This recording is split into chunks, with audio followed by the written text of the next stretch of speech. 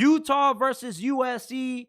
USC is coming off a nightmare loss to Notre Dame on the road in South Bend, and Utah is looking to win their third straight game against Lincoln Riley, Caleb Williams, and the Trojans.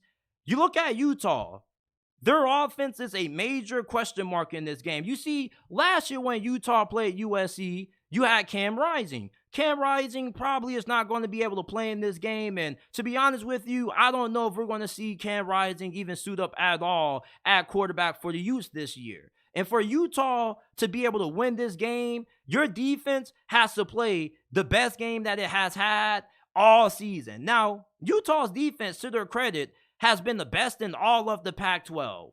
And there's not really a big debate about it. And it's really surprising at the level that this defense has played at, considering all the injuries that they suffered. And you got to give a lot of credit to Kyle Whittingham being able to have this team in the position that they are right now, only having one loss with all the injuries that they have. Like, they got an injury to Brent Keithy, their best player on offense. Cam Rising is injured. They got injuries on the defensive line. Like, Utah's just a beat-up team right now, but they're just a scrappy football team. And if USC's offense struggles the way that it did last week against Notre Dame, then this has the potential to be an upset. You see, for Utah, you don't have good quarterback play at all. As a matter of fact, your quarterbacks are a liability. Like, you've been going back and forth between two quarterbacks. For Utah to win this game, they got to have success running the football, which is something that you should be able to do with a really good offensive line against a really questionable Alex Grinch defense. And many people have come after Alex Grinch for how the way this defense has played. For USC, you could easily blow out Utah in this game. And I know Utah fans are going to get upset with that statement, but even though you got a great defense, having a great defense can only keep you in the game so much if your offense is inefficient.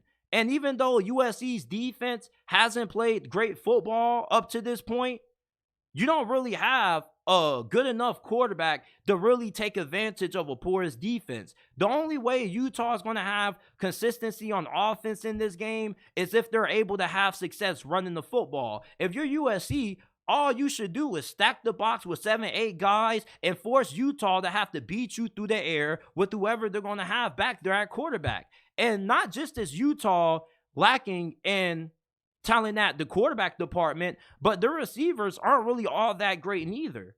You see, the formula for Utah being able to win this game is keeping this a low-scoring affair.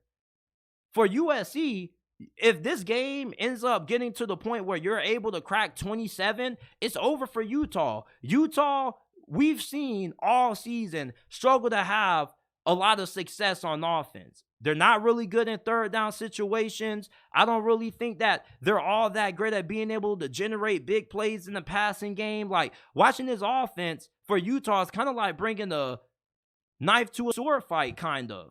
So for Utah and Kyle Whittingham, they want to keep this game being as low scoring as possible. You got to try to get Caleb Williams making mistakes that he did last week against Notre Dame. Now, I don't know if you're going to be able to get Caleb Williams to throw 3 interceptions like how he did last week, because the chances of that happening are pretty slim. And regardless of how Caleb Williams has played against Utah in the past, I mean, it's not like the dude just plays awful anytime he plays Utah. Like, he played pretty well in the Pac-12 championship game prior to him getting injured, and he played well the first time they played last year when Utah came away with the win last second. You look at USC, I definitely feel like they have the talent advantage in this game, but you can't overlook a team like Utah that's super scrappy. Utah is one of those teams that you can never count them out because they may be at a disadvantage from a talent standpoint, because they're always going to be very well coached. They're not going to beat themselves. They're not going to commit a lot of penalties. They're not going to turn the football over. You're going to have to beat Utah being a more disciplined team. And with all the playmakers that USC has on offense, Marshawn Lloyd, the outstanding freshman wide receiver that they have, and Zachariah Branch, there's plenty enough of game changers on this offense that Utah shouldn't really be able to stay in this game. So give me USC with the win. I think that they roll 35-17 is my final score prediction for this game.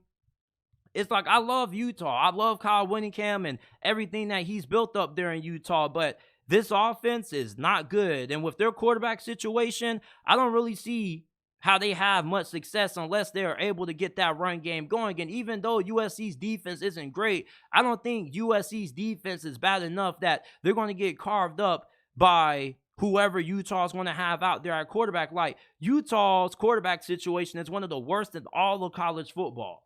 And the only way they can sustain drives is by running the football. Therefore, if USC can come out the gates early and get out to a fast start, and let's say USC goes into halftime with a 21-3 lead, and Utah can't run the football, and this has to be a game where Utah has to throw the ball to win, Utah, without a doubt, is going to lose. When you watch all of Utah's games, especially the ones where they've struggled on offense, like, they've had to find a lot of creative ways to get any kind of yardage at times, like trick plays, reverses.